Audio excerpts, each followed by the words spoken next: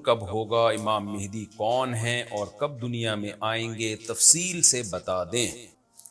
دیکھیں، ہمیں رسول اللہ صلی اللہ علیہ وسلم کی جو صحیح حدیث سے ملتا ہے وہ اتنی بات ملتی ہے کہ آپ صلی اللہ علیہ وسلم ہی کے نسب میں حضرت مہدی ہوں گے، ان کا نام آپ صلی اللہ علیہ وسلم کے نام جیسا ہوگا، قریش میں سے ہوں گے، اور جس دور میں آئیں گے وہ حضرت عیسیٰ علیہ السلام بھی انہی کے بعد فوراً نازل ہوں گے، اس دجال بھی اسی وقت ظاہر ہوگا۔ یہ تینوں چیزیں ایک ہی وقت پہ ہوں گی، دجال، حضرت عیسیٰ علیہ السلام اور حضرت مہدی۔ اور حضرت مہدی دمشق میں مسجد میں نماز کے لیے کھڑے ہوں گے کہ اچانک حضرت عیسیٰ علیہ السلام فرشتوں کے کندھوں پہ ہاتھ رکھ کے دمشق کے مینار پہ اتریں گے، پھر وہاں سے سیڑھیوں سے نیچے آئیں گے کیونکہ دارالاسباب میں داخل ہو چکے ہیں۔ حضرت مہدی ان سے کہیں گے کہ آپ نماز پڑھائیں، وہ انکار کریں گے۔ حضرت مہدی کی اقتدا میں حضرت عیسیٰ علیہ السلام نماز پڑھیں گے اور پھر دونوں کی اقتدا میں جہاد ہوگا۔ تو مجاہدین کے امام ہوں گے حضرت مہدی۔ اتنی بات ہمیں معلوم ہوتی ہے، چند باتیں اور ہیں روایات میں جو ملتی ہیں۔ یہ ہمیں ڈیٹ نہیں بتائی گئی ہے، سن نہیں بتایا گیا، سال نہیں بتایا گیا، اس بارے میں صدیوں سے لوگ پیش گوئیاں کر رہے ہیں کہ فلاں سن میں آئیں گے، فلاں سن میں آئیں گے۔ بڑے بڑے لوگوں نے پیش گوئیاں کی ہیں جو 100% غلط ثابت ہوئی ہیں۔ تو اب بھی لوگ پیش گوئیاں کر رہے ہیں کہ 2025 میں آئیں گے، کوئی کہہ رہا ہے 2030 میں آئیں گے۔ تو گورنمنٹ کی طرف سے کوئی پابندی نہیں ہے، کوئی بھی کچھ بھی کہہ سکتا ہے۔ نبی صلی اللہ علیہ وسلم نے اس کو مبہم رکھا ہے، صحابہ نے مبہم رکھا، نہ صحابہ نے نبی سے تاریخ پوچھی، نہ مہینہ پوچھا، اور نہ نبی نے بتایا۔ اور ایسی چیزوں میں اسلام اس کو مجمل ہی رکھتا ہے، کیونکہ وہ مہینہ آتا اور اس مہینے میں کوئی بھی اٹھ کے مہدی کا دعویٰ کر دیتا، کنفیوژن پیدا ہو جاتی ہے نا۔ اس لیے ہمیں اس پر مبہم ایمان ضروری ہے، مجمل ایمان ضروری ہے۔ مبہم تو نہیں کہیں گے، مجمل کا مطلب تفصیل ہمیں معلوم نہیں ہے، بس ہمیں پتہ ہے کہ ایک وقت آنے والا ہے قرب قیامت میں کہ حدیث میں آتا ہے خراسان سے ایک لشکر اٹھے گا اور اللہ اس کو فتح عطا فرمائیں گے۔ حدیث میں آتا ہے کہ مجاہدین لڑیں گے اور اتنی بڑی جنگ ہوگی کہ آپ صلی اللہ علیہ وسلم نے فرمایا کہ 1/3 مجاہدین اس میں جو لڑنے والے ہوں گے وہ شہید ہو جائیں گے، جو اس وقت کے سب سے افضل ترین شہداء ہوں گے، اور 1/3 مجاہدین وہ ہوں گے جو لڑائی کی شدت اور سختی کی وجہ سے میدان چھوڑ کے بھاگ جائیں گے۔ یہ وہ لوگ ہوں گے جن کی اللہ کبھی بھی توبہ قبول نہیں کرے گا،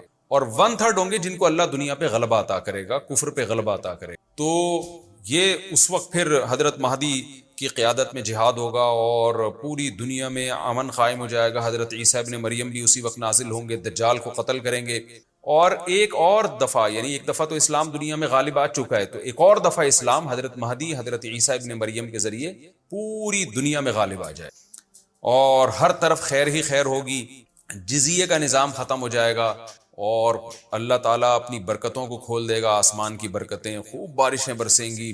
ایک روایت میں آتا ہے، ترمذی کی روایت ہے، اتنے بڑے بڑے انار پیدا ہوں گے کہ اس کے چھلکے کو لوگ سائبان کے طور پہ استعمال کریں گے، ایک ایک انگور کا دانہ کئی لوگ نچوڑ کے پئیں گے، یعنی برکتیں اللہ کی طرف سے ایسی کھل جائیں گی، تو پوری دنیا میں امن ہوگا۔ تو یہ جو نبی صلی اللہ علیہ وسلم کی جو بعثت تھی نا، آپ صلی اللہ علیہ وسلم کی، وہ کیا تھی؟ قرآن میں آتا ہے لِيُظْهِرَهُ عَلَى الدِّينِ كُلِّهِ۔ آپ صلی اللہ علیہ وسلم کو دنیا میں اس لیے بھیجا گیا تاکہ آپ دین کو پوری دنیا میں غالب کر دیں۔ تو ایک دفعہ تو یہ بنو امیہ کے دور میں، اور بنو عباس، اور پھر خلافت عثمانیہ، یہ جو مسلمانوں کی خلافتیں چلی ہیں، تو بنو امیہ اور بنو عباس کے دور میں تو اسلام پھیل گیا تھا پوری دنیا، جتنی بھی مہذب دنیا تھی اس میں اسلام ہی اسلام تھا، یعنی اسلامی حکومت تھی، سب مسلمان نہیں تھے لیکن حکومت اسلامی تھی، سب مسلمانوں کے زیر سایہ۔ تو اللہ تعالیٰ اب پوری دنیا میں کیفیت کے لحاظ سے، کمیت کے لحاظ سے، کوانٹٹی کوالٹی دونوں لحاظ سے اسلام کو دنیا میں غالب کرے گا۔ اس کے لیے اللہ نے حضرت مہدی اور حضرت عیسیٰ ابن مریم کا انتخاب کیا ہے۔ اتنا ہمارا ایمان ہے۔ اب کیا ہوتا ہے کہ ہر تھوڑے دن میں کوئی مہدی اٹھ کے دعویٰ شروع کر دیتا ہے، اور تو امام مہدی سب سے پہلی بات یہ مجاہد ہوں گے، بڑی اہم ترین بات یہ ہے، اور انہی کے فوراً انہی کے دور میں حضرت عیسیٰ ابن مریم بھی نازل ہوں، تو اور دجال بھی ظاہر ہوگا۔ تو اس لیے یہ تینوں چیزیں ایک ساتھ ہیں، اس لیے ان کو پہچاننے میں اہل اسلام کو دشواری نہیں ہوگی۔ حضرت مہدی کو تو لوگ خود تلاش کریں گے، ان کی علامتوں میں سے یہ بھی ہے، وہ دعویٰ نہیں کریں گے، لوگ اہل اللہ، بزرگان دین، علماء ان کو خود تلاش کریں گے۔ آج لوگ خود دعویٰ کر رہے ہوتے ہیں حضرت مہدی ہیں، میں حضرت مہدی ہوں، تو وہ دعویٰ جو کرے گا اس کا مطلب وہ تو ہو ہی نہیں سکتا۔ تو اس لیے ہمیں اس ٹاپک کو ختم کر دینا چاہیے، اس سینس میں ختم کر دینا چاہیے کہ جو دعوے کر رہے ہیں نا کہ کل آ رہے ہیں، پرسوں آ رہے ہیں، فلاں سن میں آ رہے ہیں، اس سینس میں اس ٹاپک کو ہمیں ختم کر دینا چاہیے۔ ہاں، جتنا احادیث میں ہے اس کو بیان کرنا چاہیے۔ اور جو لوگ بھی خلاف سنت ہوتے ہیں وہ تو حضرت مہدی ہو ہی نہیں سکتے. آج تو مہدی ہونے کا دعویٰ ایسے ایسے پاگل فضول قسم کے لوگ کر رہے ہیں جو انسان ہونے کا دعویٰ کرنے سے پہلے ان کو سوچنا چاہیے کہ ہم انسان کے بچے بھی ہیں کہ نہیں. اچھا یہ بھی انہوں نے پوچھا ہے کہ کیا امام مہدی نبی ہوں گے؟ امام مہدی نبی ہوں گے یا صحابی؟ اس بارے میں وضاحت فرما دیں. نہ وہ نبی ہوں گے نہ صحابی ہوں گے، کیونکہ صحابی تو وہ ہوتے ہیں جنہوں نے اسی زندگی میں آپ صلی اللہ علیہ وسلم کو ایمان کی حالت میں دیکھا ہو. حضرت مہدی اور نبی کا زمانہ تو صدیوں کا فاصلہ ہے اس کے درمیان، تو نہ تو نبی ہوں گے نہ صحابی ہوں گے. نیک ہوں گے، بزرگ ہوں گے. بس مہدی کا معنی ہدایت یافتہ، سیدھے راستے پر ہوں گے. یوگا کی شرعی حیثیت، یوگا کی شرعی حیثیت بتا دیں. عاطف کراچی سے.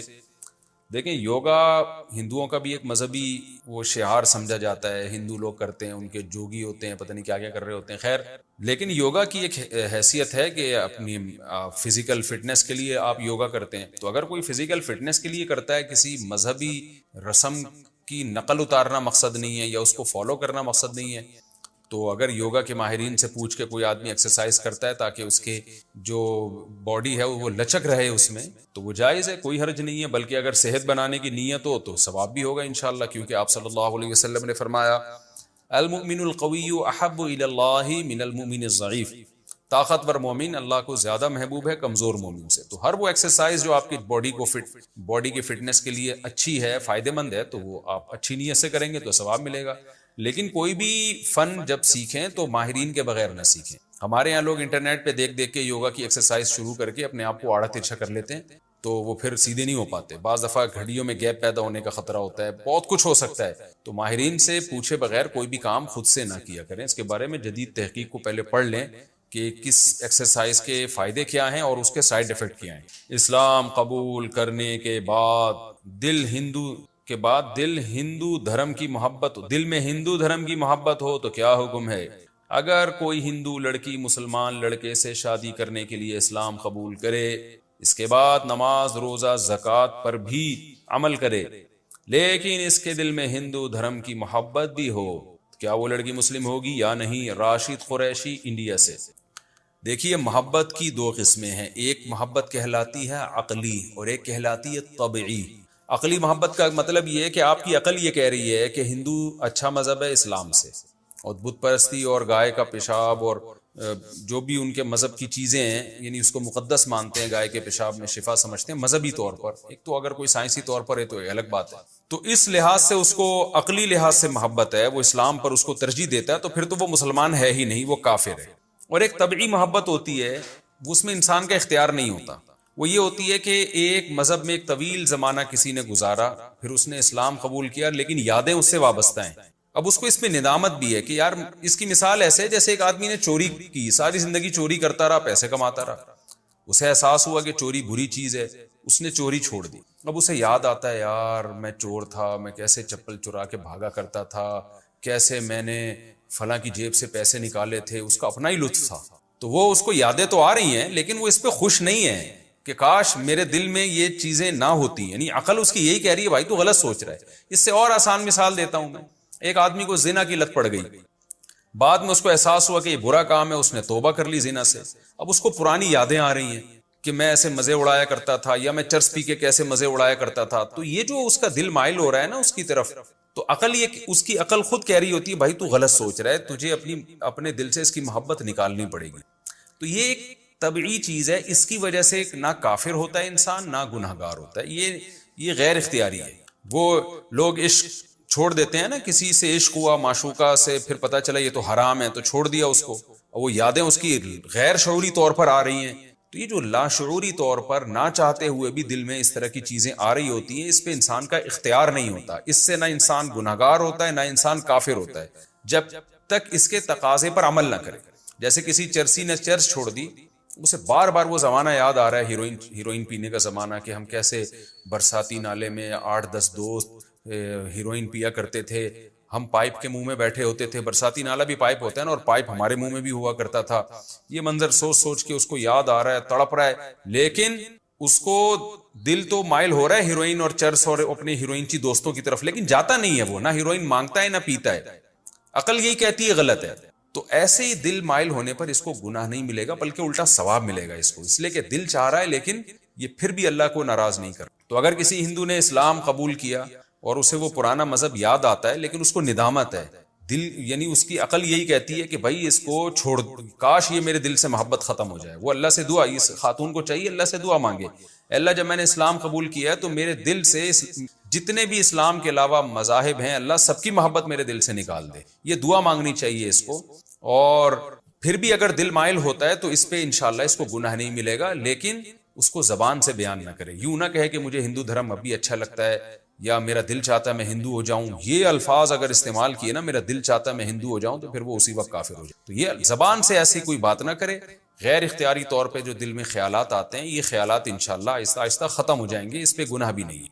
تو پھر آہستہ آہستہ انشاءاللہ اسلام کی طبعی محبت بھی دل میں پیدا ہو جائے، اسلام اچھا لگنے لگے گا. تو یہ خاتون کو بس اتنا اہتمام لازم ہے کہ اگر اس کے دل مائل بھی ہو رہا ہے تو یہ زبان سے یہی کہے کہ میں نہیں واپس جانا چاہتی اور میں اسلام سے محبت کرتی ہوں، اور اللہ سے دعا بھی مانگے اللہ تو نے جب مجھے اسلام کی توفیق دی تو میرے دل میں اسلام ہی کی محبت ڈال دے، اسلام کے علاوہ جتنے مذاہب ہیں ان کی محبت تو میرے دل سے نکال دے. اگر یہ اس طرح دعا نہیں مانگتی اور زبان سے یہی کہتی مجھے وہی دھرم اچھا لگتا ہے وہی، تو پھر یہ غیر کافر ہو جائے گی اللہ کی نظر میں بھی، کیونکہ زبان سے آپ نے ایک چیز کا اظہار کیا. یہ تو آپ کا اختیار ہے نا، زبان تو آپ کے کنٹرول میں ہے، دل کنٹرول میں نہیں ہے، تو کیا ہوا. تو اس لیے غیر اختیاری چیزوں پر اللہ کی طرف سے پکڑ نہیں ہے، پکڑ ان چیزوں پر ہے جو آپ کے اختیار میں.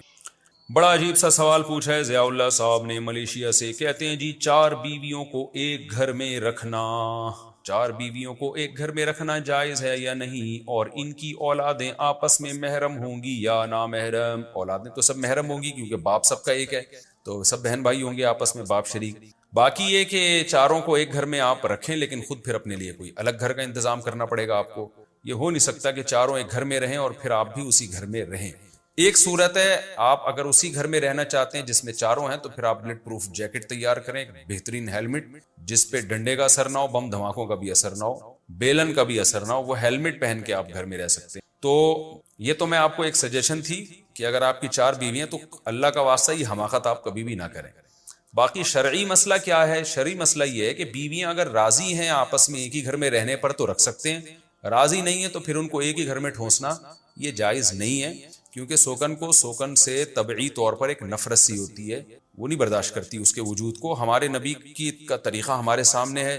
آپ صلی اللہ علیہ وسلم کی 9 بیویاں تھیں، 9 کو الگ الگ گھر دیے، اگرچہ چھوٹے چھوٹے دیے لیکن دیے سب کو الگ. کہیں نہیں ملتا کہ ایک زوجہ کو 2 زوجہ کو ایک ہی گھر میں آپ نے رکھا. تو شرعی مسئلہ بھی یہی ہے کہ ہر بیوی کو دوسری سے الگ گھر دینا پڑے گا آپ کو لے کے، چاہے پورشن الگ کر دیں یا پارٹیشن کر دیں، کچھ بھی کریں تو آپ کو الگ گھر دینا پڑے گا. ایک کی مرضی کے بغیر دوسری بیوی کو اسی گھر میں لا کے ٹھونسنا یہ پہلی کے ساتھ بھی ظلم ہے، دوسری کے ساتھ بھی ظلم ہے. یہ بالکل جائز نہیں ہے، گناہ کی بات ہے. یہ آج کل 4 بہنیں اکٹھی نہیں رہتی ہیں، آپ 4 بیویوں کو کیسے رکھیں گے؟ 4 بہنیں لڑ پڑتی ہیں آپس میں، تو اس لیے یہ بہت بڑا ظلم ہے. 2 بیویوں کو بھی یہ گھر میں نہیں رکھ سکتے آپ ان کی مرضی کے بغیر. بلکہ میرا مشورہ تو یہ ہے کہ اگر وہ راضی بھی ہوں تو بھی نہ رکھیں. بعض دفعہ بیویاں راضی ہوتی ہیں جی ہم دونوں بہنوں کی طرح رہ لیں گی، رہنا شروع کرتی ہیں، پھر ان کے جو اختلافات ہوتے ہیں اس میں ایسی نفرتیں پیدا ہوتی ہیں کہ پھر اگر آپ ایک کو مریخ میں رکھیں اور ایک کو جو ہے وہ کسی اور سیارے پہ رکھیں تو بھی ان کے آپس میں چپکلش چلتی رہتی ہے، ایسی لامتناہی جنگیں شروع ہوتی ہیں. اس لیے بہتر یہی ہے کہ بھائی ان کو الگ الگ رکھیں، اور ایک دوسرے کی مرضی کے بغیر تو اکٹھا رکھنا جائز بھی نہیں. بد زبانی کی وجہ سے تعلق ختم کرنا، کیا کسی مسلمان کے ساتھ اس وجہ سے تعلق ختم کر سکتے ہیں؟ وہ بد زبانی کرتا ہے اور گالم گلوچ کرتا ہے. احسن شاہ، حدیث میں آتا ہے سب سے بدترین شخص وہ ہے، حدیث کا مفہوم ہے کہ جس کی بد اخلاقی کی وجہ سے لوگ اس کو چھوڑ دیں. تو اس کا مطلب بد اخلاقی ایسی چیز ہے جس کی وجہ سے لوگ ہٹتے ہیں. تو اگر کوئی واقعی گالم گلوچ اور بدتمیز بد اخلاق ہے تو اس سے مکمل تعلق ختم کرنا تو جائز نہیں ہے کہ بالکل ہی منہ پھیر لیں، ایسا نہیں ہے. بس اتنا ریزرو ہو جائیں، تھوڑا سا سلام دعا رکھیں، السلام علیکم، کیا حال ہے بھائی، خیریت سے ہیں؟ جی وعلیکم السلام، اور طبیعت ٹھیک ہے نا؟ ٹھیک ہے، اپنا خیال رکھیے گا، چلیں بس اتنا بھی کافی ہے، تعلق زیادہ فری نہ ہو. اچھا بھائی، خوشبو اور جنات میں کیا تعلق ہے؟ یہ مشہور ہے کہ چھوٹے بچوں کو خوشبو لگانے سے جنات کا اثر ہوتا ہے، اس کی کیا حقیقت ہے؟ نیز کیا بچوں کو خوشبو لگا سکتے ہیں؟ محمد اعظم بہاڑی سے.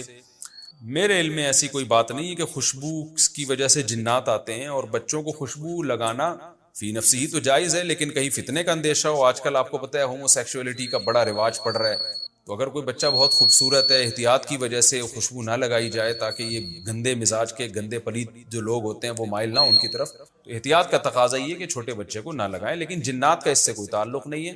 جہاں تک ہمارے پاس جنات کی رپورٹیں ہیں، وہ رپورٹ تو یہی ہے کہ جنات بدبو اور ان چیزوں سے متاثر ہوتے ہیں، ان کی طرف مائل ہوتے ہیں.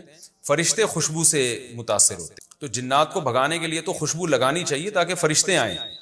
حدیث میں آتا ہے، آپ صلی اللہ علیہ وسلم نے فرمایا، تم نماز کے بعد جب تک اللہ کا ذکر کرتے ہو فرشتے وہاں موجود ہوتے ہیں، تمہارے لیے دعا کرتے ہیں. لیکن اگر آپ کی پیٹ سے ہوا خارج ہو گئی، اسمیل آنے لگی، تو فرشتے بھاگ جاتے ہیں. تو بدبو سے فرشتوں کو نفرت ہے. اور جنات تو شیاطین ہوتے ہیں، ان کی بارے میں مجھے رپورٹ نہیں ہے. میرا کبھی جنات سے سلام دعا ہوئی تو میں اس کے بعد بھی اگر زندہ رہا تو پھر انشاءاللہ آپ کو بتا دوں گا کہ جنات کو خوشبو سے محبت ہے یا بدبو سے. رپورٹ یہی ہے کہ بدبو جو ہے نا اس کی طرف جنات مائل ہوتے ہیں. یہی وجہ ہے کہ ہمیں بیت الخلاء جاتے ہوئے جو دعا سکھائی گئی ہے، اللہم انی اعوذ بک من الخبث والخبائث، کیونکہ بیت الخلاء گندی جگہ ہے نا، تو اس لیے وہاں جنات کا بسیرا ہو سکتا ہے. اس لیے نبی نے فرمایا بیت الخلاء جانے سے پہلے دعا مانگو، اے اللہ میں ناپاک جنوں اور جنیات سے تیری پناہ مانگتا ہوں. اس حدیث سے بھی پتہ چلتا ہے کہ گندی جگہوں پہ جنات کا اثر ہوتا ہے اور صاف ستھری پاکیزہ جگہوں پہ اثر نہیں ہوتا. وہاں فرشتے ہوتے ہیں، فرشتے جنات کے دشمن ہیں، فرشتے ہمیں جنات سے بچاتے ہیں. اس لیے خوشبو کا بھرپور استعمال کرنا چاہیے تاکہ فرشتے آئیں اور ان کو دیکھ کے جنات مارکیٹ سے شارٹ ہو جائیں.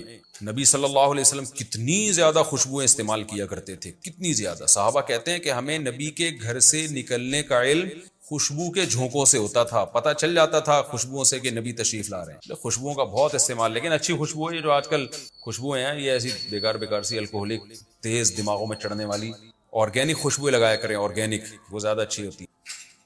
جسم پر ٹیٹو بنانا، یہ ٹیٹو لفظ ہے کیا ہے؟ یہ جو بناتے ہیں نا وہ گندوا دیتے ہیں. ٹیٹو ہے ٹیٹو ہم تو بناتے ہی نہیں، اس لیے پتہ بھی نہیں ہے کیا. وہ جو بناتے ہیں ہمیں یہ بتایا کہ وہ جو لڑکے جسم گندواتے ہیں.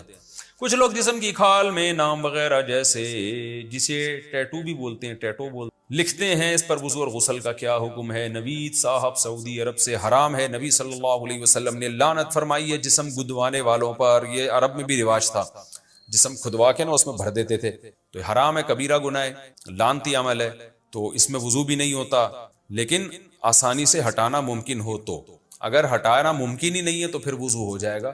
توبہ یعنی جس شخص نے یہ کام کیا، اپنے جسم پہ ٹیٹو بنوایا، تو اس کو چاہیے کہ توبہ استغفار کرے اس کبیرہ گناہ پر، پھر اس کو ہٹانے کی کوشش کرے. اگر آسانی سے ہٹ جاتا ہے ٹھیک ہے، نہیں ہٹتا تو پھر غسل وضو ہو جائے گا انشاءاللہ. کیونکہ اللہ کسی کو اس کی طاقت سے زیادہ کا مکلف نہیں بناتا. جب توبہ کر لی تو اللہ گناہ معاف کر دے. دانت پر کیپ لگا ہو تو وضو کا حکم. دانت خراب ہیں، ان پر ٹوپی لگانا کیسا ہے اور اس سے وضو کا کیا حکم ہے؟ وقار دبئی. ٹوپی یا پگڑی؟ کیپ لگانا. اچھا دانتوں پہ جو کیپ لگتا ہے نا وہ بھی مضبوطی سے خول کی طرح چڑھ جاتا ہے. اس کو ہٹانا جہاں تک مجھے اس بارے میں رپورٹ پہنچی ہے وہ یہی ہے کہ اتنا آسان نہیں ہوتا کہ آپ جب چاہیں وہ کیپ ہٹا لیں اور وضو کر کے لگا لیں. تو اگر کوئی ایسا کیپ ایجاد ہو جاتا ہے کہ آرام سے ہٹا سکتے ہیں پھر تو اس کو ہٹا کے ہی وضو اور غسل کرنا پڑے گا. لیکن عام طور پر ایسا کیپ ہوتا نہیں ہے، وہ خول مضبوط چڑھ جاتا ہے جس کو آپ ٹوپی کہہ رہے ہیں، تو خول کہتے ہیں اس کو. تو وہ خول مضبوط چڑھ جاتا ہے تو اس میں پھر اسی طرح وضو اور غسل جائز ہے، کیونکہ اس کو ہٹانا ممکن نہیں ہے. تھوڑا حیا کے خلاف مسئلہ ہے لیکن یہ بہت زیادہ پوچھا جاتا ہے. لیکیوریا والی خاتون حیض کب شمار کرے گی؟ حیض کے شروع ہونے کی کیا علامت ہے؟ کیا لیکیوریا کا رنگ اگر مٹیالہ ہو جائے جبکہ ایام حیض قریب ہوں تو وہ حیض شمار ہوگا؟ ایک خاتون نے بہاولپور سے پوچھا ہے. دیکھیں ایام حیض میں وائٹ کلر کے علاوہ جو بھی کلر آئے، چاہے مٹی کا کلر ہو یا کوئی بھی ہو، تو وہ حیض ہی شمار ہوگا. حیض ہی نہیں حیض یعنی حیض شمار ہوگا. وہ امام کن الفاظ سے نیت کرے گا؟ اگر امام الفاظ میں امامت کی نیت کرے تو کیا وہ الفاظ کیا ہوں گے؟ نیت میں الفاظ سمجھ رہے ہو؟ آج کل یہ بڑا مسئلہ چل رہا ہے مارکیٹ میں کہ یوٹیوب پہ کچھ اسکالرز آ رہے ہیں یا کچھ لوگوں نے نا پوری احادیث وہ جوڑ کے نا ایک پورا پیشگوئیاں کی ہوئی ہیں کہ اتنے سال میں صدام حسین دریافت ہوگا، پھر اس کے بعد یہ ہوگا، پھر اس کے بعد یہ ہوگا، پھر یہاں سے آپ ٹن ماریں گے، پھر یوں جائیں گے، پھر 300، پھر 2000 فلانے میں یہ ہوگا، تو پھر 6 میں یہ ہوگا. وہ جب نہیں ہوتا تو لوگ قرآن و سنت سے بدگمان ہوتے ہیں کہ دیکھو حدیثوں میں تو تھا لیکن ہوا کچھ بھی نہیں. ہر مجدون کے نام سے کتاب آئی تھی صدام حسین پہ، انہوں نے سب کچھ امام مہدی والی سے متعلق جتنی حدیث ہیں وہ سب فٹ کر کے، تو میں نے وہ کتاب پڑھی نہیں تھی. میں نے کہا یار یہ جو چیزیں نبی سے منسوس ہے نا وہ تو ہم نے پڑھی بھی ہیں حدیث میں، یہ تو انہوں نے جوڑا ہے اپنے انداز سے جوڑا ہے نا. تو مجھے بہت لوگوں نے کہا یہ پڑھو، میں نے نہیں پڑھی.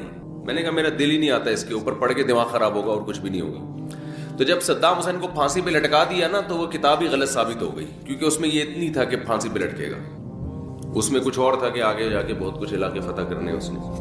تو اس لیے یہ کام چھوڑ دینا چاہیے. جو چیز جتنی مبہم حدیث میں رکھی ہے اس میں کوئی حکمت ہے تو اس کو مبہم طور پر ہی بیان کرنا چاہیے. تو جو ہے جیسے یاجوج ماجوج کا ہے، بس اس کو اجمالی طور پر ہمارا عقیدہ ہے کہ یاجوج ماجوج دنیا میں کہیں ہیں اور ایک نہ ایک دن نکلیں گے، حضرت عیسیٰ علیہ السلام ان کو قتل کریں گے. تو کیا ہیں کہاں ہیں ہمیں معلوم نہیں. حضرت عیسیٰ ابن مریم نازل ہوں گے، ان کے بارے میں اتنی تفصیل سے ہمیں بتا دی گئی ہے. دمشق میں آئیں گے، ٹھیک ہے نا، مسجد کے مینار پہ اتریں گے، یہ بات ہمیں بتا دی گئی ہے. انہی کے دور میں امام مہدی بھی ہوں گے. امام مہدی ان کو نماز کے لیے آگے کریں گے، مگر وہ نماز کے لیے آگے نہیں بڑھیں گے. بس کس سن میں آئیں گے اس کا قرآن و سنت میں کوئی تذکرہ نہیں ملا. آئیں گے دمشق میں، صحیح ہے نا. نہیں میں نے کبھی نہیں کہا 2025 میں.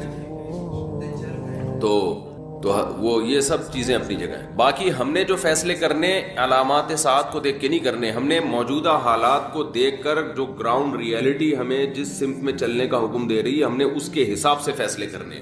سمجھتے ہو کہ نہیں سمجھتے؟ مثال کے طور پر ہوتا ہی کوئی بھی آدمی خروج کرنا شروع کر دیتا ہے اسٹیٹ کے خلاف، یا کہیں بھی کسی ملک میں دھماکے شروع کر دیتا ہے اور کہتا ہے اصل میں خراسان سے ایک لشکر نکلنے والا ہے، حدیث میں آتا ہے، تو میں اس لشکر کے لیے لشکر تیار کر رہا ہوں چھوٹا، تاکہ وہ بڑے لشکر میں ضم ہو جائے. یہ چل رہا ہے مارکیٹ میں.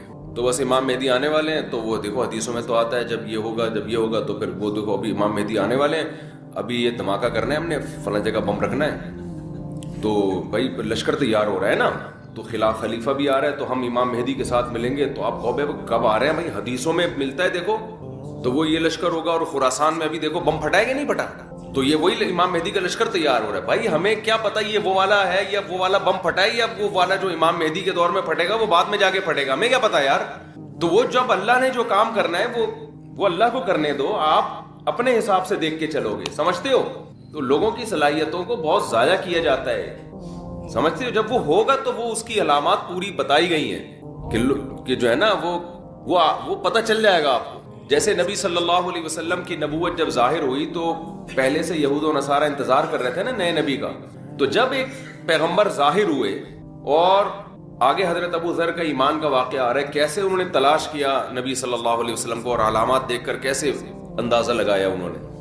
تو وہ اللہ تعالیٰ پھر ایسے نہیں رکھتے کہ دو چار آدمیوں پر، وہ پھر اللہ اس کو منوا کے چھوڑتے ہیں. جب کوئی کسی شخصیت کو اللہ اوپر لانا چاہتے ہیں تو پھر نبی صلی اللہ علیہ وسلم نے جب دعویٰ کیا تو آپ کی دعوت پھیلی ہے، آپ کے معجزے ظاہر ہوئے ہیں، پھر لوگ جوک در جوک ایمان لانا شروع ہوئے. تو حضرت مہدی کا بھی ایسا ہی ہوگا کہ ایسا نہیں ہوگا کہ وہ جناب جب ظاہر ہوں گے تو بس چار آدمیوں کو پتا ہوگا. جب وہ ظاہر ہوں گے تو اللہ نے ان کے ساتھ اتنے ان کے برحق ہونے کے دلائل رکھے ہوں گے کہ آپ کو کتابوں میں کی ضرورت نہیں رہے گی.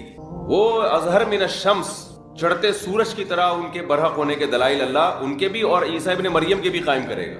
یہ خبریں پوری دنیا میں پھیلیں گی، کوئی انکار نہیں کر سکے گا.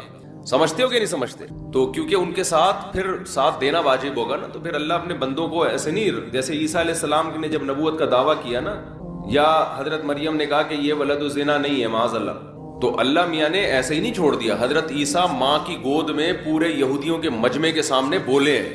وہ تواتر کے ساتھ پھر بنی اسرائیل میں خبر پھیلی ہے کہ بچہ ماں کی گود میں بولا ہے کہ میں انی عبداللہ آتانی الکتاب وجعلنی نبیا. تو اتنا تواتر کہ جس میں جھوٹ کا امکان ہی ختم ہو جائے. ایک آدمی نے نہیں کہا کہ میں نے بچے کو ماں کی گود میں بولتے ہوئے دیکھا ہے. پورے یہود کے بڑے بڑے جتنے بھی علماء صلحاء سارے اس مجمع میں موجود تھے، سب کے سامنے عیسیٰ ابن مریم نے گواہی دی ہے. اور پھر صرف اتنا بھی نہیں، اس کے بعد کنٹینیو مسلسل آپ کی نبوت کی شہادتیں ملتی رہی ہیں ان کو. تو اللہ تعالیٰ پھر تبھی تو دیکھو یہ جو آج یورپ میں اتنا گوروں نے حکومت کی ہے نا اتنی بڑی دنیا پر، تو یہ کیا تھا؟ یہ عیسائیت کی بیس پہ ریاستیں خلافتیں قائم ہوئی نا. آج جو پورا یورپ ہے، یہاں جب گورے آئے انہوں نے مذہب کو نکال دیا، تو یہ ان کی حکومتیں مذہب کی بیس پہ ہی تو قائم ہوئی تھیں کہ پیچھے ایک پیغمبر کا نام استعمال کیا نا انہوں نے، عیسیٰ ابن مریم کا. یار رہنے دو. دیکھو دنیا میں اتنے بڑی پاورفل ریاست قائم کرنا، اس کے لیے ٹھیک ٹھاک قربانی چاہیے. بے تحاشا گاجر مولی کی طرح کٹے ہوں گے. تو اس کٹنے کے پیچھے ایک سچے پیغمبر کی موٹیویشن تو ہو سکتی ہے، بغیر اس موٹیویشن کے کوئی نہیں کٹتا اس طریقے سے. تو یہ عیسیٰ ابن مریم کا نام تھا جس کی بیس پر عیسائیت نے دنیا میں راج کیا ہے، ورنہ یہ نہ بنتا یہ آج پورا لندن اور یہ فرانس اور یہ جتنے بھی یورپ کے کنٹریز ہیں، اور اس کے لیے تو ہمارے ریاستیں بھی انہی کے ہاتھ میں تھی نا، جتنے پھیلے دنیا میں، ماضی کی بات کر رہا ہوں. تو یہ سارا اس کے پیچھے تو یہ موٹیویشن اتنی بڑی انسانیت کو مل کیسے گئی؟ تو وہ اخبار متواترہ سے ملتی ہے، اخبار آحاد سے نہیں ملتی. یعنی لاکھوں لوگ بیان کر رہے ہوتے ہیں، ہم نے اپنی آنکھوں سے دیکھا ہے حضرت عیسیٰ کی تعلیمات بھی اور ان کی سیرت بھی. اس کے بعد جا کے لوگ، جیسے نبی صلی اللہ علیہ وسلم کا تھا، تو اس کے بعد جب اسلام آیا تو پھر وہ کتنی بڑی بڑی ریاستوں سے تھوڑے تھوڑے مسلمانوں کی جنگیں ہوئی ہیں. تو وہ کیوں فتح ہوئی؟ ان کے پیچھے رسول اللہ صلی اللہ علیہ وسلم کی شخصیت تھی، تو لوگ ان پر ایمان لے کر آئے. تو یہ ایمان اتنا پاورفل تھا کہ یہ 2-4 خبروں والا ایمان نہیں تھا. ہزاروں لوگوں نے آپ کی سیرت کو دیکھا، پھر لاکھوں نے اس کو نقل کیا. تو وہ جو موٹیویشن ملی اس سے پوری، یہ پہلے بنو امیہ کی خلافت، اندلس کی خلافت، بنو عباس کی خلافت، پھر خلافت عثمانیہ، یہ ساری چیزیں سمجھتا ہے کہ نہیں سمجھتا؟ اور آج بھی جو جنگیں ہو رہی ہیں، اگر مسلمان زندہ باقی رہ گئے ہیں تھوڑے سے، تو اس کے پیچھے مذہب کی موٹیویشن ہے. تو یہ جعلی چیزوں کی موٹیویشن اتنی پاورفل نہیں ہوتی. بتانے کا مقصد یہ ہے. تو یہ خود یہ جو سب سے پہلے یہودیوں نے دنیا پہ حکومت کی، پھر عیسائیوں نے، پھر اسلام نے، تو ہمیشہ بڑی بڑی ریاستیں آسمانی مذہب ہی کی قائم ہوئی ہیں. تو خود یہ بات بھی آسمانی مذاہب کے سچے ہونے کی دلیل ہے. کسی باطل بیس پر اتنی بڑی ریاستیں قائم ہوتی نہیں ہیں، کیونکہ اس کے لیے ٹھیک ٹھاک قربانی چاہیے. وہ قربانی حب مال اور حب جاہ والے دیتے نہیں ہیں، الا یہ کہ پاور بہت ہو تو پھر دے دیتے ہیں. وہ پھر تو قربانی رہتی نہیں نا. عمرو ابن دینار کہتے ہیں، حضرت جابر بن عبداللہ رضی اللہ عنہ کو یہ کہتے ہوئے سنا کہ ہم نے نبی کے ساتھ ایک غزوہ میں شریک ہوئے تو مہاجرین میں بھی کچھ لوگ آپ کے ساتھ آ گئے، حتیٰ کثروا، مہاجرین بہت ہو گئے. وکان من المہاجرین رجل لعاب، مہاجرین میں ایک شخص تھا جو مزاح بہت کرتا تھا. ان کی عادت کیا تھی؟ مزاح کی. تو انہوں نے کیا کیا؟ فکسا انصاریا، کسی انصاری صحابی کے جو پشت ہے نا اس پہ ہاتھ مارا، کولوں پہ ہاتھ مارا ایسے مذاق میں. ان کو غصہ آ گیا. فغضب الانصاری غضبا شدیدا، بہت سخت غصہ آ گیا انصاری کو. حتی تداعوا، ایک دوسرے کو بلانا شروع کر دیا، بھائی اس نے مجھے تنگ کیا ہے، آئے ہو بھائی ذرا اس سے انتقام لیتے ہیں. انہوں نے کہا، جب لڑائی شروع ہوئی تو انصاریوں نے کہا کہ یا للانصار، اے انصاریوں ادھر آ جاؤ، سارے انصاری جمع ہو جائیں، ان سے ہم نے جھگڑا کرنا ہے. تو مہاجر نے کہا کہ اے مہاجروں ادھر آ جاؤ. تو اب یہ قوم پرستی کی جنگ شروع ہو گئی نا بھائی. وہ کہہ رہے ہیں کہ جو بھی انصار ہیں وہ ادھر آ جائیں. مہاجروں نے کہا جو مہاجر ہیں ادھر آ جائیں. نبی صلی اللہ علیہ وسلم نے نکلے تو فرمایا، ما بال دعوی اہل الجاہلیہ، یہ جاہلیت والے دعوے کا کیا حال ہے، یہ کون سے تم باتیں کر رہے ہو. اب دیکھو یہاں قومیت کا استعمال کس کے لیے ہو رہا ہے؟ لڑوانے کے لیے. یہاں قوم پرستی تعصب ہے، حرام ہے، ناجائز ہے. نبی نے قوموں کے حوالے بھی دیے اور یہاں پر آپ قومیت سے منع کر رہے ہیں. ذرا سی جنگ ہو پنجابیوں میں اور پٹھان، ہم پٹھان ہیں، ہم پنجابی ہیں، اس موقع پہ یہ نعرہ ناجائز اور حرام. اور آج کل یہی چل رہا ہوتا ہے، ہم بھی ہیں، ہم بھی پنجابی ہیں، ہم بھی پٹھان ہیں، ہم بھی مہاجر ہیں. تو ایک دم ایسی جنگ چھڑتی ہے کہ پھر لاشیں اٹھانا مشکل ہو جاتا ہے. ایسا مذاق بھی ٹھیک نہیں ہے نا. تو بس غلطی ہوئی نا ان سے. تو ان کو تھوڑی پتا تھا کہ یہ ہو جائے گا. تو آپس میں بھی ایسے مذاق نہ کیا کرو بھائی. اچھا بھائی، نبی صلی اللہ علیہ وسلم نکلے، فرمایا فقال النبی صلی اللہ فخرج النبی فقال، بھائی یہ حدیث کل پڑھیں گے استاد جی، آ نہ جائیں، نہیں آئیں گے تو پھر مکمل کر لو. تو میرے بھائی فقال النبی تو نبی صلی اللہ علیہ وسلم نے فرمایا، ثم قال ما شانهم، آپ نے فرمایا کیا ہوا ان کو؟ فاخبر بکسعۃ المہاجری الانصاریہ، صحابہ نے بتایا کہ انہوں نے ایسے مذاق کیا تھا. اس کے بعد جنگ شروع. فقال النبی صلی اللہ علیہ وسلم دعوها فانها خبیثہ، آپ نے فرمایا اس نعرے کو چھوڑ دو، یہ خبیث ہے. یعنی قوم پرستی کا نعرہ کیا ہے؟ خبیث. ایک حدیث میں آتا ہے منتنا، بدبودار. وہ جو بچہ بکری کا بچہ نہیں پڑا ہوا ہوتا کچرے میں، مردہ بچہ، تو اس سے جو اس کو بھی منتنا کہتے ہیں نا، بدبو پھیلا رہا ہے. تو یہ قوم پرستی کا نعرہ کیا ہے؟ بدبودار. وقال عبداللہ بن ابی بن سلول، عبداللہ بن ابی بن سلول منافق کو موقع مل گیا. یہ خود بھی انصار میں سے تھا. اس کو موقع مل گیا، بھائی اس جنگ کو تھوڑا کیا کرو، تھوڑا بھڑکاؤ یار، آگ لگاؤ، اس میں آگ لگاؤ. اقد تداعوا علینا، انہوں نے کہا تداعوا علینا، انہوں نے کہا اچھا یہ مہاجرین نے ہم پر اپنی قوم کو بلایا ہے ہم سے لڑنے کے لیے. لئن رجعنا الى المدینة لیخرجن الاعز منها الاذل. تو کہنے لگے کہ اچھا ہم نے تو ان لوگوں کو پناہ دی ہے مکہ میں، مدینہ میں، یہ کمزور لوگ تھے, ہم نے مدینہ میں ان کو پناہ دی ہے اور یہ ہم سے لڑنے کی باتیں کر رہے ہیں. ہم واپس جائیں گے تو ہم جو عزت دار لوگ ہیں معاذ اللہ ان رسوا لوگوں کو نکالیں گے. یہ وہی نعرہ ہے جو ایک سیاسی لیڈر نے نہیں کچھ دن پہلے MKM کے بارے میں لگا دیا تھا کہ یہ ہندوستان سے لٹے پٹے آئے تھے تو ہم جو ہے نا ان کا تو کوئی پرسان حال نہیں تھا. تو اس وقت بڑا کراچی میں پھر فساد شروع ہو گیا تھا. لیکن وہ فساد بھی وہ کیا ہوا, اس کا جملہ اس کی ذات تک تھا نا, اس نے پوری قوم کی نمائندگی میں تو نہیں کہا. فسادی لوگوں نے اس کو پوری قوم کی نمائندگی سمجھ کے پوری قوم کے خلاف تقریریں شروع کر دی.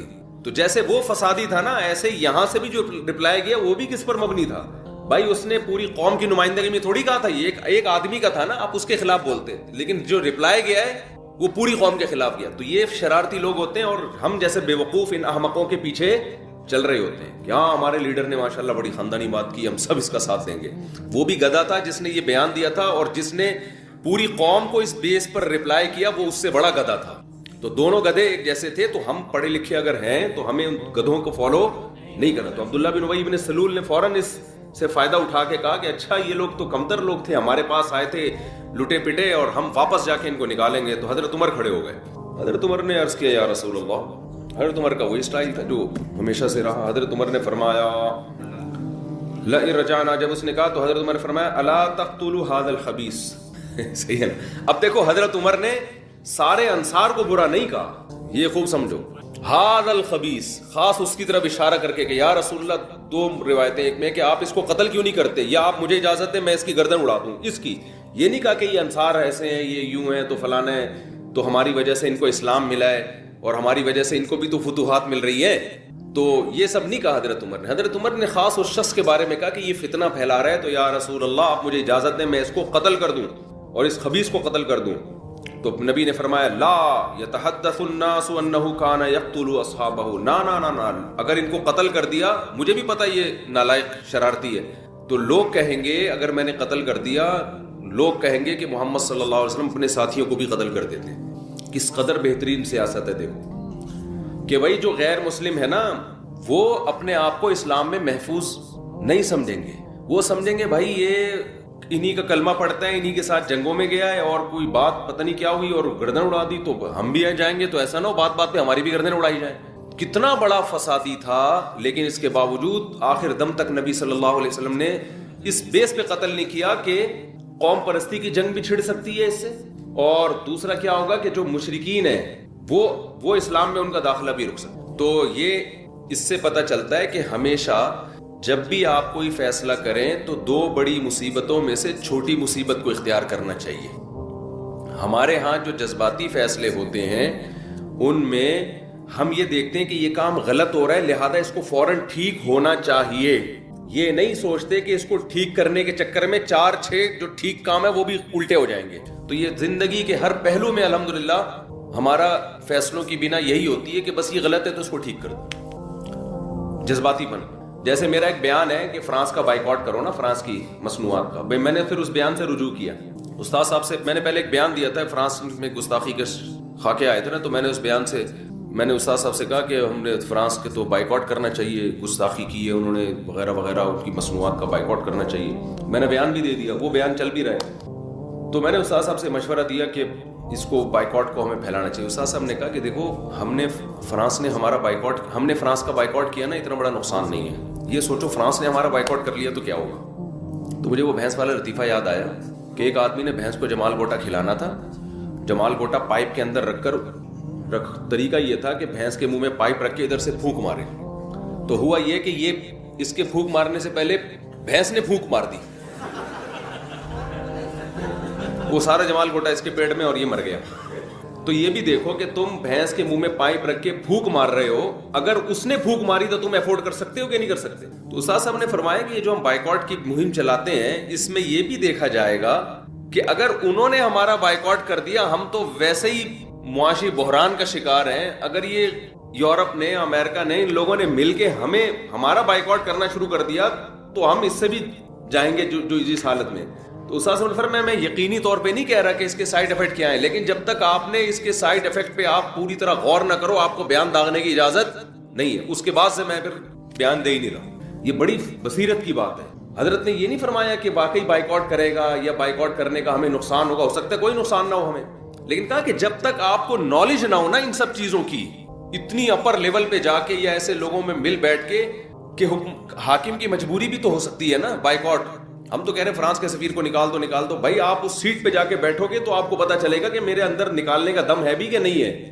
نکال دیا تو میں افورڈ کر سکتا ہوں کہ نہیں کر سکتا. تو جذباتی تقریریں، روڈ بلاک کرنا، یوں کر دینا، یہ تو نیچے کے لوگ کر رہے ہوتے ہیں. جو اپر لیول پہ ہوتا ہے وہ کبھی غلط بھی کر سکتا ہے، 2 نمبری بھی کر سکتا ہے، لیکن بعض دفعہ وہ مجبور بھی ہوتا ہے. تو جب تک آپ نہ ملیں کسی سیاسی لیڈر سے اور جو اپنے حاکم سے، وہ جب تک آپ کو اس کے سامنے کیا مجبوریاں ہیں، یا تو بیان دو ہی نہیں دو تو پھر پورے پروسیس سے گزرنے کے بعد ایک رائے قائم کریں. آپ اس سے پہلے آپ کو رائے قائم کرنے کی اجازت نہیں ہے. سمجھتے ہو، یہ نبی کی سیرت سے ہی میں پتہ چلتا ہے. اتنا بڑا منافق تھا لیکن آپ نے گردن نہیں اڑائی اس کی، اس لیے کہ جو امیج دنیا میں جاتا وہ امیج اچھا نہیں جاتا. تو کس کو دنیا میں بتاتے کہ بھئی یہ منافق تھا، یہ 2 نمبر تھا. تو یہ تو ایک پیش گوئیاں کی ہوئی ہیں کہ اتنے سال میں صدام حسین دریافت ہوگا، پھر اس کے بعد یہ ہوگا، پھر اس کے بعد یہ ہوگا، پھر یہاں سے آپ ٹن ماریں گے، پھر یوں جائیں گے، پھر 3، پھر 2000 فلانے میں یہ ہوگا، تو پھر 6 میں یہ ہوگا. وہ جب نہیں ہوتا تو لوگ قرآن و سنت سے بدگمان ہوتے ہیں کہ دیکھو حدیثوں میں تو تھا لیکن ہوا کچھ بھی نہیں. ہر مجدون کے نام سے کتاب آئی تھی صدام حسین پہ، انہوں نے سب کچھ امام مہدی والی سے متعلق جتنی حدیث ہیں وہ سب فٹ کر کے، تو میں نے وہ کتاب پڑھی نہیں تھی. میں نے کہا یار یہ جو چیزیں نبی سے منسوس ہے نا وہ تو ہم نے پڑھی ہوئی ہیں حدیث میں، یہ تو انہوں نے جوڑا ہے اپنے انداز سے جوڑا ہے نا. تو مجھے بہت لوگوں نے کہا یہ پڑھو، میں نے نہیں پڑھی. میں نے کہا میرا دل ہی نہیں آتا اس کے اوپر، پڑھ کے دماغ خراب ہوگا اور کچھ بھی نہیں ہوگا. تو جب صدام حسین کو پھانسی پہ لٹکا دیا نا تو وہ کتاب ہی غلط ثابت ہو گئی، کیونکہ اس میں یہ نہیں تھا کہ پھانسی پہ لٹکے، اس میں کچھ اور تھا کہ آگے جا کے بہت کچھ علاقے فتح کرنا. تو اس لیے یہ کام چھوڑ دینا چاہیے. جو چیز جتنی مبہم حدیث میں رکھی ہے اس میں کوئی حکمت ہے تو اس کو مبہم طور پر ہی بیان کرنا چاہیے. تو جو ہے جیسے یاجوج ماجوج کا ہے، بس اس کو اجمالی طور پر ہمارا عقیدہ ہے کہ یاجوج ماجوج دنیا میں کہیں ہیں اور ایک نہ ایک دن نکلیں گے. حضرت عیسیٰ علیہ السلام ان کو قتل کریں گے. تو کیا ہیں کہاں ہیں ہمیں معلوم نہیں. حضرت عیسیٰ ابن مریم نازل ہوں گے، ان کے بارے میں اتنی تفصیل سے ہمیں بتا دی گئی ہے. دمشق میں آئیں گے، ٹھیک ہے نا، مسجد کے مینار پہ اتریں گے، یہ بات ہمیں بتا دی گئی ہے. انہی کے دور میں امام مہدی بھی ہوں گے. امام مہدی ان کو نماز کے لیے آگے کریں گے مگر وہ نماز کے لیے آگے نہیں بڑھیں گے. بس کس سن میں آئیں گے اس کا قرآن و سنت میں کوئی تذکرہ. آئیں گے دمشق میں، صحیح ہے نا، نہیں میں نے کبھی نہیں کہا دوست. تو وہ یہ سب چیزیں اپنی جگہ ہیں. باقی ہم نے جو فیصلے کرنے علامات ساعت کو دیکھ کے نہیں کرنے، ہم نے موجودہ حالات کو دیکھ کر جو گراؤنڈ ریئلٹی ہمیں جس سمت میں چلنے کا حکم دے رہی ہے ہم نے اس کے حساب سے فیصلے کرنے. سمجھتے ہو کہ نہیں سمجھتے؟ مثال کے طور پر ہوتا ہی کوئی بھی آدمی خروج کرنا شروع کر دیتا ہے اسٹیٹ کے خلاف، یا کہیں بھی کسی ملک میں دھماکے شروع کر دیتا ہے اور کہتا ہے اصل میں خراسان سے ایک لشکر نکلنے والا ہے، حدیث میں آتا ہے، تو میں اس لشکر کے لیے لشکر تیار کر رہا ہوں چھوٹا، تاکہ وہ بڑے لشکر میں ضم ہو جائے. یہ چل رہا ہے مارکیٹ میں. تو بس امام مہدی آنے والے ہیں، تو وہ دیکھو حدیثوں میں تو آتا ہے جب یہ ہوگا تو پھر وہ دیکھو ابھی امام مہدی آنے والے ہیں، ابھی یہ دھماکہ کرنا ہے، ہم نے فلاں جگہ بم رکھنا ہے، تو بھائی لشکر تیار ہو رہا ہے نا، تو خلاف خلیفہ بھی آ رہا ہے، تو ہم امام مہدی کے ساتھ ملیں گے. تو آپ کہو بھائی کب آ رہے ہیں؟ بھائی حدیثوں میں ملتا ہے دیکھو، تو وہ یہ لشکر ہوگا اور خراسان میں ابھی دیکھو بم پھٹائے گا نہیں پھٹا، تو یہ وہی امام مہدی کا لشکر تیار ہو رہا ہے. بھائی ہمیں کیا پتا یہ وہ والا ہے یا وہ والا بم پھٹائے یا وہ والا جو امام مہدی کے دور میں پھٹے گا وہ بعد میں جا کے پھٹے گا، ہمیں کیا پتا یار. تو وہ جب اللہ نے جو کام کرنا ہے وہ اللہ کو کرنے دو، آپ اپنے حساب سے دیکھ کے چلو گے. سمجھتے ہو؟ تو لوگوں کی صلاحیتوں کو بہت ضائع کیا جاتا ہے. سمجھتے ہو؟ جب وہ ہوگا تو وہ اس کی علامات پوری بتائی گئی ہیں کہ جو ہے نا وہ پتہ چل جائے گا آپ کو. جیسے نبی صلی اللہ علیہ وسلم کی نبوت جب ظاہر ہوئی تو پہلے سے یہود و نصارہ انتظار کر رہے تھے نا نئے نبی کا. تو جب ایک پیغمبر ظاہر ہوئے اور آگے حضرت ابو ذر کا ایمان کا واقعہ آ رہا ہے، کیسے انہوں نے تلاش کیا نبی صلی اللہ علیہ وسلم کو اور علامات دیکھ کر کیسے اندازہ لگایا انہوں نے. تو وہ اللہ تعالیٰ پھر ایسے نہیں رکھتے کہ 2-4 آدمیوں پر، وہ پھر اللہ اس کو منوا کے چھوڑتے ہیں. جب کوئی کسی شخصیت کو اللہ اوپر لانا چاہتے ہیں تو پھر نبی صلی اللہ علیہ وسلم نے جب دعویٰ کیا تو آپ کی دعوت پھیلی ہے، آپ کے معجزے ظاہر ہوئے ہیں، پھر لوگ جوک در جوک ایمان لانا شروع ہوئے. تو حضرت مہدی کا بھی ایسا ہی ہوگا کہ ایسا نہیں ہوگا کہ وہ جناب جب ظاہر ہوں گے تو بس 4 آدمیوں کو پتا ہوگا. جب وہ ظاہر ہوں گے تو اللہ نے ان کے ساتھ اتنے ان کے برحق ہونے کے دلائل رکھے ہوں گے کہ آپ کو کتابوں میں کی ضرورت نہیں رہے گی. وہ اظہر من الشمس، چڑھتے سورج کی طرح ان کے برحق ہونے کے دلائل اللہ ان کے بھی اور عیسیٰ ابن مریم کے بھی قائم کرے گا. یہ خبریں پوری دنیا میں پھیلیں گی، کوئی انکار نہیں کر سکے گا. سمجھتے ہو کہ نہیں سمجھتے؟ تو کیونکہ ان کے ساتھ پھر ساتھ دینا واجب ہوگا نا، تو پھر اللہ اپنے بندوں کو ایسے نہیں، جیسے عیسیٰ علیہ السلام نے جب نبوت کا دعویٰ کیا نا، یا حضرت مریم نے کہا کہ یہ ولد الزنا نہیں ہے معاذ اللہ، تو اللہ میاں نے ایسے ہی نہیں چھوڑ دیا. حضرت عیسیٰ ماں کی گود میں پورے یہودیوں کے مجمع کے سامنے بولے ہیں. وہ تواتر کے ساتھ پھر بنی اسرائیل میں خبر پھیلی ہے کہ بچہ ماں کی گود میں بولا ہے کہ میں انی عبداللہ آتانی الکتاب وجعلنی نبیا.